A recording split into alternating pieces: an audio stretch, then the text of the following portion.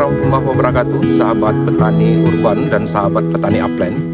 Pada siang ini saya berada di hutan kota, di salah satu hutan kota Jakarta. Dan pada hari ini kita akan bersama-sama untuk mencari sesuatu yang paling penting dalam dunia pertanian kita, yaitu organik, yaitu adalah live mold atau kita kenal dengan tanah topsoil yang ada di tanah, yang kita kenal dengan tanah humus.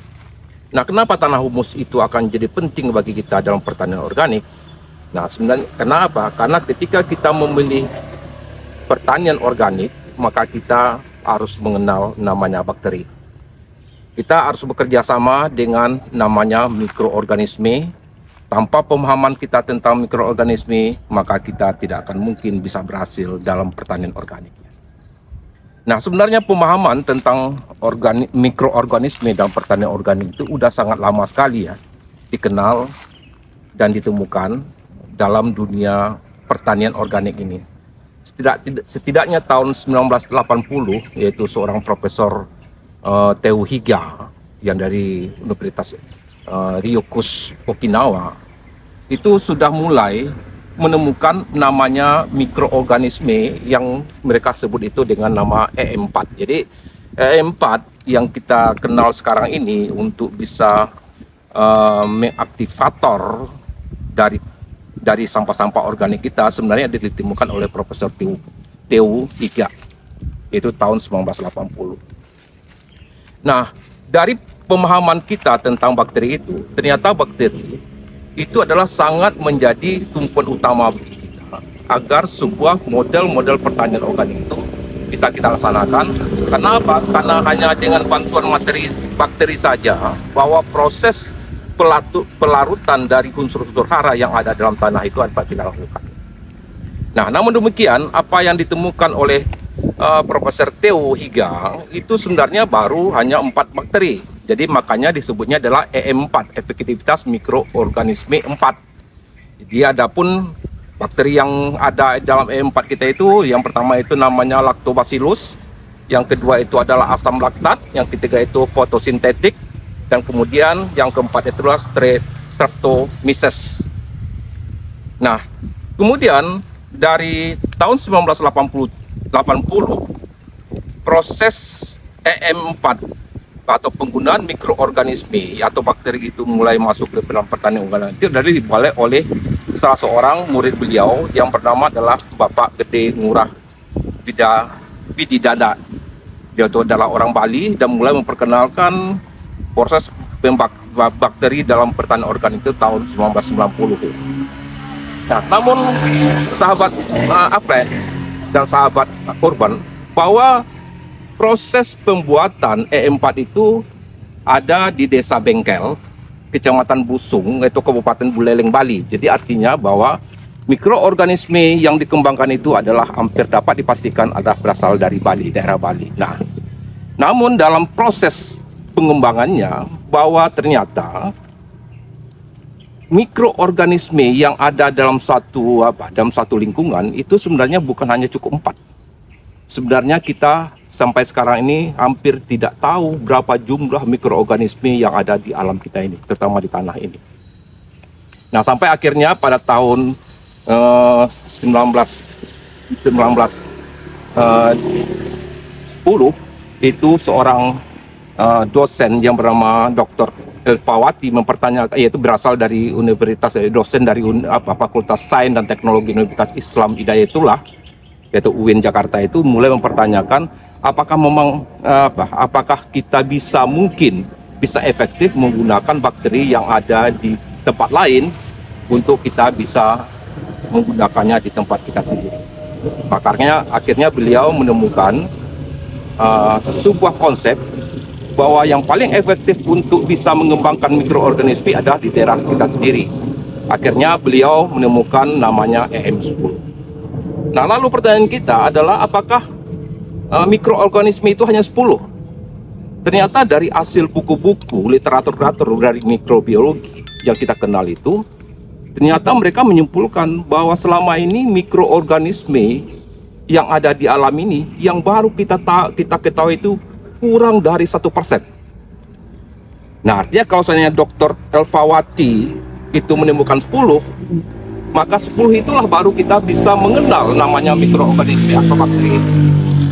Nah, sementara dalam kenyataannya, maka mikroorganisme dalam segenggam tanah ini saja itu bisa miliaran jumlahnya. Jadi bisa miliaran jumlahnya. Sementara yang baru kita ketahui hanya 10 saja. Nah, jadi yang lainnya bagaimana? Yang lainnya belum kita ketahui.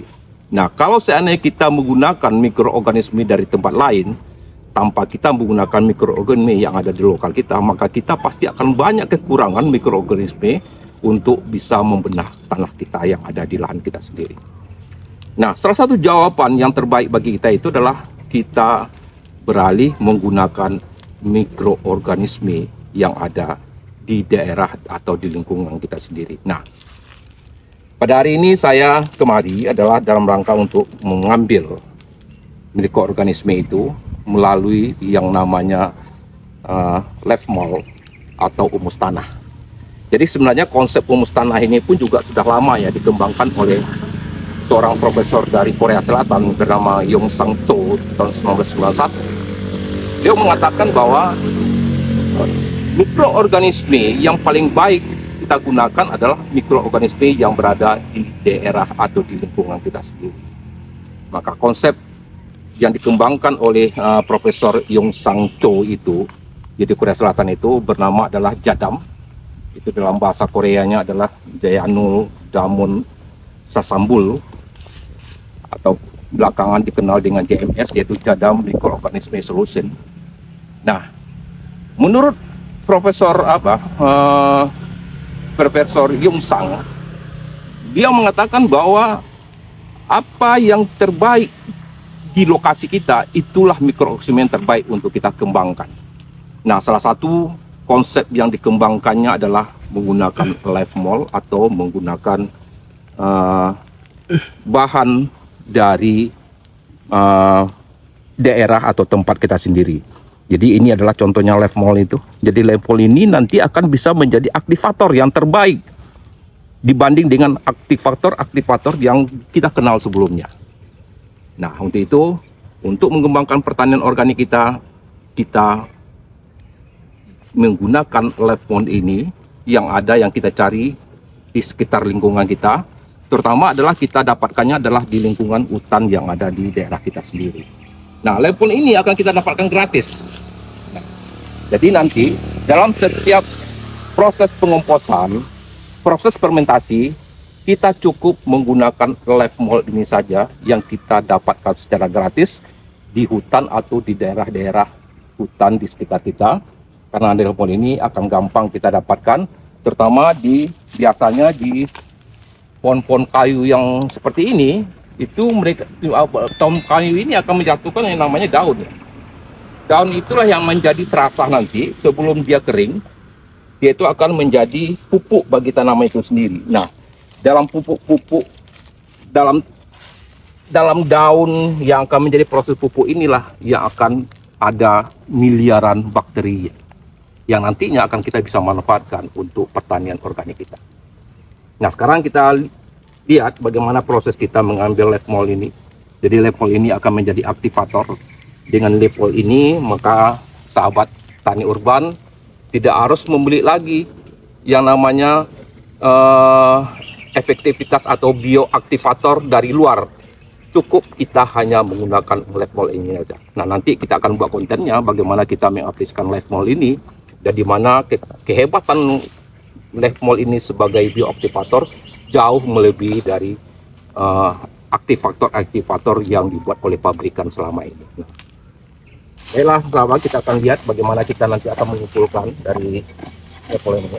Kita cukup mengambil tanah lapisan atas saja yang ada di batang pohon ini. Nah, karena dengan tanah ini saja batang pohon ini bisa tinggi segini ya. Jadi pohon ini kalau kita lihat hutan itu mereka sama sekali tidak pernah menyirap, tidak pernah memupuk. Hidupnya hanyalah dari proses ini saja, dari daun yang dijatuhkannya saja, dan dia bisa hidup sampai berpuluhan tahun di sini. Nah, tentunya ada rahasia yang kita bisa kembangkan. Artinya hanya dengan ini saja bahwa tumbuhan hutan ini adalah bisa tumbuh dan bisa besar dan bisa rindang seperti ini. Nah, dengan proses seperti itu, maka menurut Profesor Yongsang, kalau ingin kita belajar pertanian organik, maka belajar saja dari hutan. Bagaimana hutan melakukan proses pemupukan dan proses untuk menanam dalam dirinya, maka kita hanya belajar di situ. Nah, salah satu hal yang terbaik bagi kita adalah kita mengambil beberapa tanah yang ada di sini untuk kita jadikan aktivator dalam proses pertanian organik. Jadi sebenarnya kita tidak menggunakan banyak, kita hanya mengambil lapisan atasnya saja. Nanti lapisan atas ini yang kita bawa pulang. Nah, ini nanti akan bisa menjadi aktivator untuk kita nanti akan melakukan proses penguposan dan proses fermentasi atau proses melakukan apapun nanti untuk pertanian organik kita. Jadi nanti ini kita ambil, kita masukkan dalam karung, dan ini kita tinggal ambil